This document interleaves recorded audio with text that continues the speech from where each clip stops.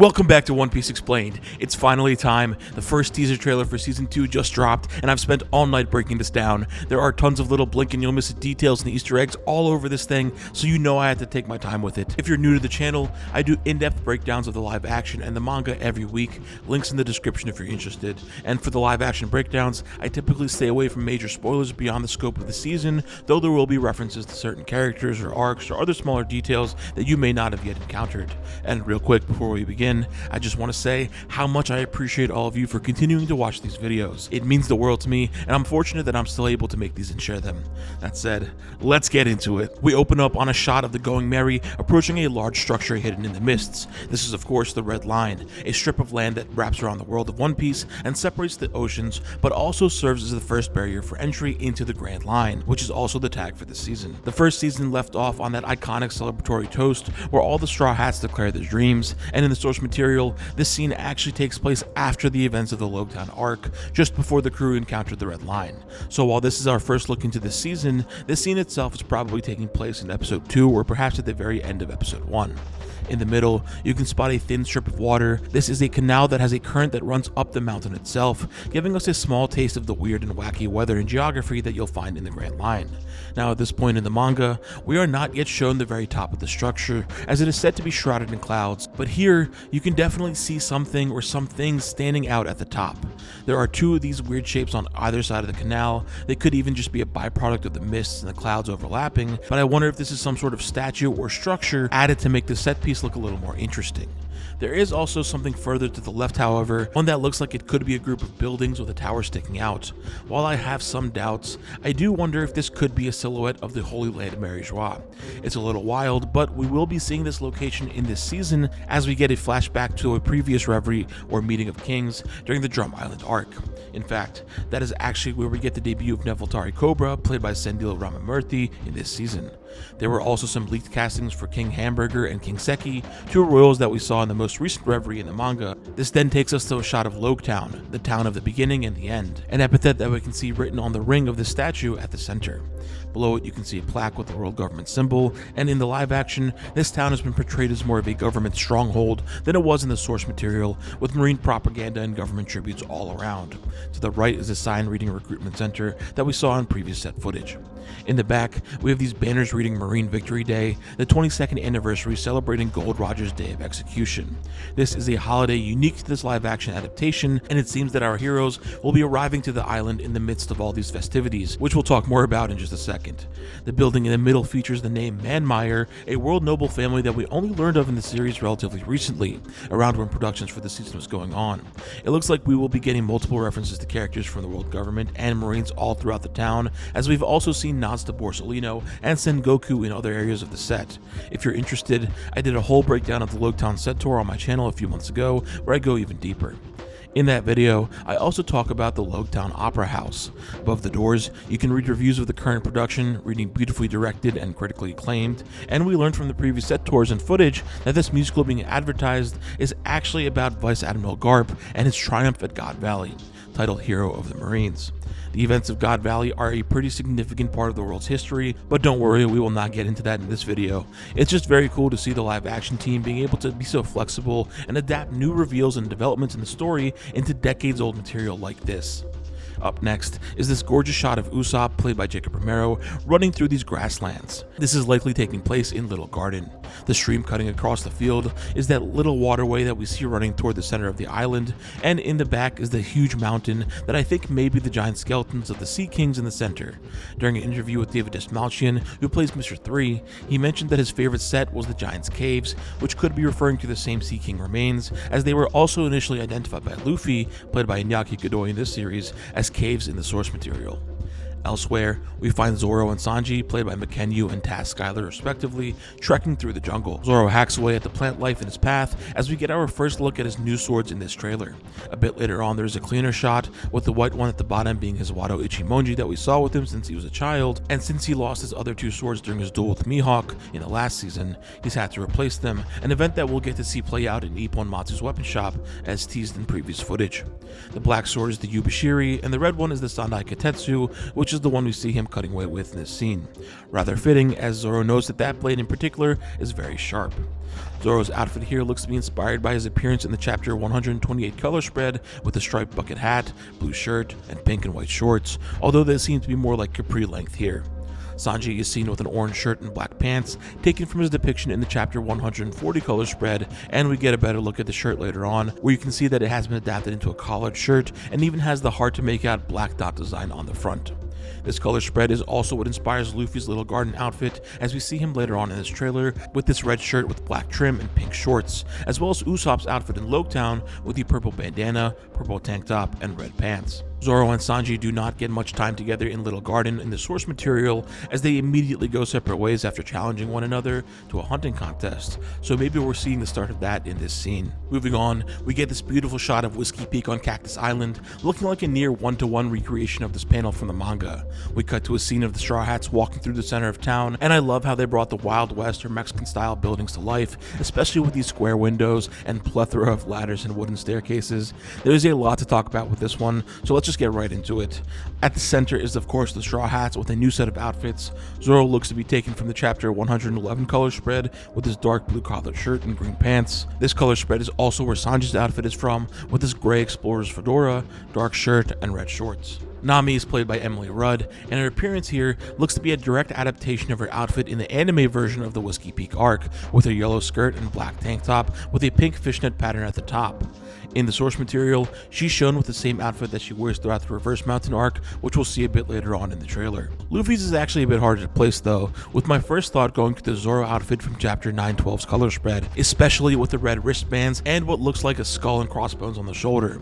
It of course seems very unlikely that they would use a Zoro outfit for Luffy here, so my next thought was that this may be a nod to his appearance in the episode of Luffy anime special with that red sweatsuit, but that doesn't quite make sense either. And then it dawned on me, this is actually the outfit that Oda drew Luffy in on the cover of Shonen Jump Volume 42 back in the year 2000. I've seen these images online for decades at this point and have never really thought about where they originally came from until now, and Usopp's outfit looks to be adapting the color page from chapter 137. Over to the left is a seafood market called Flung & Co., with this poster reading great food at affordable prices. Items for sale include jellyfish, fish, oyster shots, octopus broth, anglerfish stew, and shark steak. To the right is a sign that reads something livestock, with some writing on this wall that looks to read horses, parrots, and dogs. We do see a parrot perched on top of this man's head, as well as a dog or dog statue beside Usopp. I also wonder if this is how we're going to end up getting nods to the Unluckies, Mr. 13 and Miss Friday in this season. Behind the Flung & Co. building is the town apothecary, and further back is the general store, but between them is a very interesting inclusion. Before I get into that can of worms, in front of that building is a man with huge white hair, and this looks to be Igaram, played by Yondo Thomas. I love that they really leaned into that insane Baroque wig, and you can see from his head how large it is relative to his face. It's amazing, but not as amazing as what Igaram is doing here, as it looks like he may be ordering some Mexican food. Yes, this store is called Tacos y Burritos, and if you don't believe me, maybe you'll believe someone who was actually on this set and saw it up close. Several months ago, vlogger Adam Spires stumbled upon the Whiskey Peak set and took a little tour on the town. In it, we see that Tacos y Burritos has a tag underneath that reads Buenos, Bonitos y Baratos, which is Spanish for good, pretty, and cheap. Over to the right says Los Auténticos, Baratos y Sabroso, speaking to the authenticity of the food and describing it as cheap and tasty. The menu includes pescadilla, which I believe is a fish taco, carnitas de vaca marina, which translates to sea cow carnitas. This is a nod to the sea cow Momu, who was part of the Arlong Pirates in the source material. It looks like we'll be continuing the Momu references in this season, as there are several nods to him throughout season 1, despite him not actually being adapted. We then have lengua de pez inflado, or blowfish tongue, and lastly sudor de loro, which translates to the sweat of a parrot. Unsure what that one actually is supposed to mean, as parrots and most birds as far as I know do not sweat, but hey, this is the world of One Piece. Underneath all of that, you can see that queso costs extra, 10 berry more to be exact, and beneath that it says no se hacen descuentos, which means no discounts. And the bottommost text looks to read dolor de panza garantizada, which is a great disclaimer meaning stomach pain is guaranteed. On the other side of the menu, we have nachos del botín pirata, or pirate's booty nachos, some sort of cannon chili below that, and then quesadilla de los mares altos, or quesadilla of the high seas. Below that seems to be some sort of captain's taco, tacos, and then at the bottom, enchiladas de loro del pirata, or pirates, parrots, enchiladas. A link to the full video is on screen and in the description if you would like to check it out. There are a few other small details on the set pieces in there, like the presence of a saloon or liquor store, and the prices of a few unique items. Also, shout out to Vebs from my Discord who brought this video to my attention a few weeks back, and if you're interested in joining our small little community with like-minded One Piece fans, there will be a link to that in the description as well. We then cut to this view of the Loguetown Plaza at night, and we saw a similar shot in episode 1 during Roger's execution, but the perspective was from the top of the execution platform, whereas here we're a bit behind it. You can spot the same platform itself at the bottom down here. You'll notice that many of the buildings are the same, albeit with some slight tweaks since 22 years have passed. The town square looks a lot bigger in this new shot, but perhaps that's just a byproduct of the different perspectives between the two. Now, of course, the biggest difference is that there is an entire carnival smack in the center of this plaza. This is all part of the Marine Victory Day festivities, and while this may come as a surprise to some, we've actually known about this for almost a year now, as that set tour with Jeff Ward showed off some of the flyers and posters advertising the various events of the celebration. I go deeper in my breakdown if you're curious. The carnival setting is also perfect for the reintroduction of the Buggy pirates, as we see later on during the action sequences. But of note, Buggy himself is absent from any of this footage, at least on this side of the camera anyways, but we'll get back to that. We see Luffy standing before the execution platform, recreating that panel from the source material. Of course, by now, you've probably noticed that the events of Loguetown seem to be happening during the nighttime, whereas in the source material, it's all in the daylight, aside from the very end when that storm comes in. And I think the nighttime setting really works for the story they're trying to tell, with the carnival and all. Plus, it allows them to do cool things with lighting, like in this scene where the platform is the center of attention. I imagine the biggest reason though that they wanted to do this episode at nighttime is that CGI often looks better with less lighting, so I'm hoping that we'll get to see some really great devil fruit sequences in this town. During these initial few seconds of this trailer, Luffy reminds us that everything he's done so far has been for the One Piece, ending with Luffy literally tipping his hat to Roger at the execution platform, as you can see the carnival tents behind him. This audio sounds like it's been mashed together from two separate scenes, so it's unlikely that this is an actual sentence that he says in the series, but rather just something they put together for the trailer to remind the casual viewer what Luffy's goal is and what he's all about.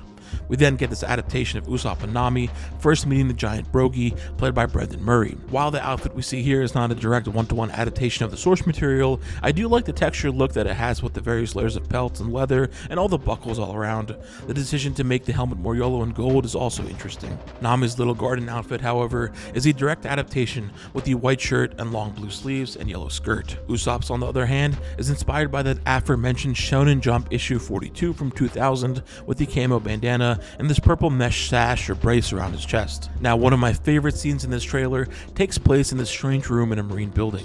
On either side of the door are two busts, with the left one depicting Sengoku, the fleet admiral of the Marines, and from earlier set tour videos, we actually learned that there is a street named after Sengoku in Loguetown. On the other side is a bust of Kong, the commander-in-chief of the world government, complete with his insanely large arms crossed. Kong was referenced in the previous season as the one who commissioned the map that we would see across the credits sequences. The door swings open in a flurry of pink flower petals to reveal Miss All Sunday, played by Lara Abova. The flower petals are a nod to her devil fruit ability, which canonically do generate these petals, albeit not at this volume. Though this does make me wonder if they at some point decided to change a devil fruit to be completely about flower petals. We'll see. I think it's more likely that they're using this to postpone the big reveal of what her powers truly are later on down the line, as was similarly done in the source material. Now, the biggest mystery of this trailer is when and where this scene is taking place, and I guess why. While Miss All Sunday does appear as early as Whiskey Peak, she is not seen in her white overcoat and hat until Alabasta, and she sure as hell does not enter any marine base. So where exactly is this? Given the window in the background, I'm thinking that this may be the marine base in Loguetown from which Smoker and the other marines were watching Luffy's execution. It's still not immediately apparent why Miss All Sunday would be in Loguetown, but since this looks to be a new scene unique to the live action, I imagine they just wanted to flesh out her presence in this season, and for good reason. I've talked about in previous breakdowns how it seems that she may be teaming up with Walpole during the Drum Island episodes, perhaps even acting as an overarching antagonist for this second season. Now moving on, the scene of Zoro with his bandana drawing his blade is likely during Whiskey Peak, given his dark blue shirt, and then this takes us to our first look at Captain Smoker, played by Callum Kerr. We saw this character during the first season in episode 1, when he was a child at Roger's execution, as well as at the very end of the season as the final scene before the credits. I guess it's rather fitting for him to be the Loguetown Marine Captain, given he was at the beginning and the end. Now, in this scene, we get a tease of his billower bike with its wheel brandishing the marine insignia. You might notice how cloudy this scene is and a puff of smoke that comes off of his foot as he steps down. This is a hint that his power is being used to power the bike itself. You can sort of make out the handlebars in front of the barrels, but notice that the tires are dripping wet. This could be because of the heavy storm sequence at the tail end of Loguetown, but the scene that he's in looks to be taking place during the day, whereas we know that Loguetown has been set at night in this adaptation. Instead, I wonder if this means we'll get to see him ride the bike on the ocean. You see, we learned from Volume 27's SBS that the bike was able to be ridden on both land and water, and after seeing it tied up next to a ship at the end of Alabasta. In that SBS, Oda hoped to show the bike traveling across water someday, and that only took about 2 decades as we just saw it for the first time not too long ago in the manga. Though I also have to wonder if these are 2 separate scenes entirely, since the shot with the tire looks to be on top of pavement or asphalt, whereas the second shot looks to be on Smoker's ship, which we saw during the Little Garden arc. As he turns, we get a quick glimpse of his signature weapon, his Sea Stone Jite, but there's also some movement going on behind the barrels. Given that this is taking place on his ship, I wonder if the guy in a black suit on the ground in the back is actually Mr. 11, the Baroque Works agent that Smoker's crew captured during the Little Garden arc. We learned a while back that he would be played by Alan Foulis. Luffy jumps through the jungles of Little Garden as we get this scene of Sanji busting through a door. This is Mr. 3's candle house, suggesting that we will be getting that incredible scene of Sanji doing some solo stealth work. I also love the attention to detail here with this ornate design on the door, as well as a proper set of locks. Pretty advanced stuff for just a wax house. Now, Nami is shown hiding and listening somewhere on Whiskey Peak, given her outfit, and we see Usopp in Loguetown amongst a group of beat-up carnival men. I love that we get him in his goggles here, and I'm hoping that we get to see him buy them during the Loguetown episode, as in the source material, this scene was cut from the manga due to its length. This then takes us to our first look at Miss Wednesday, played by Charithra Chandran. We even get to see her in action, with her peacock slashes being adapted, and it also looks like her outfit is inspired by the anime, where her shirt features a striped pattern, as opposed to the source material, where it's a lot more suggestive. We'll have to see if they keep her weird belly dance hypnosis in, but I kinda doubt it. At first glance, it seems like this scene was taking place at the Red Line, and while that is technically true, given the texture of the background and the lack of lighting, it seems to me that this is happening after the Going Merry gets swallowed by Laboon. From here, we just get a ton of action, with Zoro beating up the bounty hunters of Whiskey Peak, as well as Sanji delivering a really cool double kick to 2 of the Buggy pirates. His Loguetown outfit looks like it may be inspired by the Shueisha coloring of the Chapter 80 cover page. As Sanji runs up for his kick, to the left, you can spot a cutout of Roger being executed, and it looks like there are holes so you can put your face where the guards' faces are. Over to the right is a game called Hook a Duck. Wonder if this will end up being a tease for Karoo, or if we'll actually get the duck in his full glory. While Sanji is beating these guys up, you can spot Zoro, Nami, and Usopp fighting in the background as well, but more interestingly is that carousel up top. In one of the pictures, you can make out what looks to be a lion. At first, I thought this was a nod to Richie the Lion from Buggy's crew, and that maybe these pictures were actually adapting the Buggy Pirates cover story, and that would have been really cool. But then I realized that these are actually assets that were reused from the previous season. This painting of the lion is a sea lion painting from the Bratier, while the one beside it with the ship in the distance and the men to the right was the painting seen at the entrance to the dining room.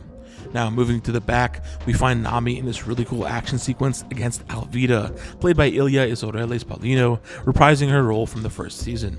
At the end of that last season, Buggy and Alvida encountered each other at a bar and realized that they had a shared hatred for Luffy. This is more or less adapting the events of the Buggy cover story, where the 2 of them end up teaming up and reuniting with Buggy's crew. While it certainly seems like Buggy got his circus-themed men back, it's not clear if we'll be seeing the return of Kabaji or even Moji, who was relegated to a small cameo in the previous season. I'm excited to see a clash between Alvida and Nami, whose Loguetown outfit looks to be a direct adaptation of what she wore when they first arrived to town in the source material. Now, when Usopp goes to shoot one of the enemies, we can make out a few carnival signs behind him, one reading Bratier and the other reading Shellstown. These are of course 2 locations that we already visited in Season 1, but I imagine they're included here as names of streets or areas of the carnival. The penultimate scene of this trailer shows us what Luffy's been up to while the rest of the crew is fighting at the carnival, as he delivers a gum-gum Gatling to an enemy off-screen. Now, like I said earlier, we've yet to see Buggy in this trailer, so I'm hoping that we get to see him square off against Luffy in Loguetown, but if you look a little closely, you can see some smoke or dust moving around the screen while Luffy punches, so I suppose this could be Smoker as well. Also, I really like how the Gum Gum Gatling looks in this shot. I thought it just looked okay in the last season when he used it against Arlong, but this head-on angle really just adds to how bizarre this move looks with all of these limbs flowing out of him, and I also think it helps that we don't see his fists that much, so it makes it look less uncanny or out of place. Anyways, it looks like this scene is taking place down the street from where that statue was, as you can see the same building in the back. One other note though is that this building to the left with these broccoli shaped shrubs is E. coli's trattoria. We were able to see this restaurant's name during Julia Rewald's quick interview a few months ago, and E. coli is a chef that participated in that cooking competition during the Loguetown filler episodes. The final sequence kicks off with Nami in her outfit during the Reverse Mountain arc, although her skirt is blue in the live action, as we find the Going Merry sailing down Reverse Mountain right into the mouth of the giant whale, Laboon, recreating this panel from the manga nearly 1-to-1. I can't wait to see what he looks like from afar, and I'm even more excited to start fully moving into Season 2's hype cycle. While we did not get a release date for this season just yet, it is still expected to be sometime in next year, and on the bright side, we got a confirmation that Season 3 is in the works and on the way. It feels like we've speculated this for a little bit now, but it's always great to get this fully confirmed. It is a bit curious to me that this scene didn't have any scenes from Drum Island, despite us having already seen Chopper, so I'm wondering if that could say anything about how they're planning to release this season. Netflix does like to release their popular series in batches. Maybe we could be seeing Loguetown through Little Garden in the first batch, with Drum Island and everything else coming toward the end. We are fully in the swing of things, and I can't wait to continue this journey with you all. If you made it this far into the video, thank you so much for watching, and if you're new to the channel and you ended up enjoying this, consider subscribing. I do weekly manga breakdowns and cover all things live action, so be sure to check out my previous breakdowns of Season 1 if you haven't already. As always, I appreciate all of your support, stay safe, and I hope to see you in the next one.